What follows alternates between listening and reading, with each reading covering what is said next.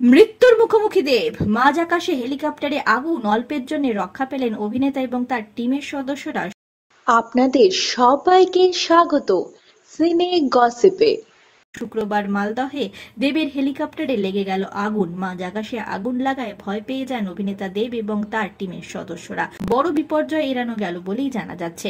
জনপ্রিয় সংবাদ মাধ্যমের তরফ থেকে দেবের সঙ্গে যোগাযোগ করা হয়, জানতে চাওয়া হয় তার কাছে এই বিষয়ে। অভিনেতা জানান, খুব বেশি বলা যাবে না, মানুষের ভালোবাসা ও আশীর্বাদে বেঁচে আছি, মৃত্যুকে কাছ থেকে দেখলাম, এখন ভালো আছি, মানুষের সঙ্গে আছি। আমার পরবর্তী সভা আছে মুর্শিদাবাদের রানীনগরে, যেখানে 4 ঘন্টা দেরি হলেও গাড়ি করে যাব, সভা করব।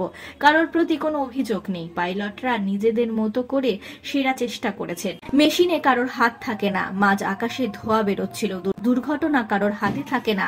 আমরা এখনো বেঁচে আছি, সেটা শুধুমাত্র সেরা পাইলটের জন্য। একটা সময় মনে হয়েছিল আর বাঁচবো না, তবে পাইলটদের দক্ষতায় ফিরে এসেছি, ভালো আছি, বেঁচে আছি। বাবা মার আশীর্বাদ, ঠাকুরের আশীর্বাদ, বাংলার মানুষের আশীর্বাদে বেঁচে গেছি।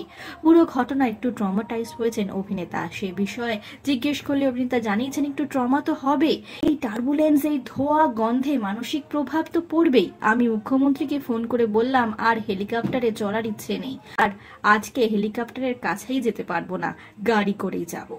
আপাতত অভিনেতা ভালো আছেন। নতুন জগতের আর অনেক খবর নিয়ে আসছি আমরা আপনাদের কাছে, জুড়ে থাকুন আমাদের সঙ্গে।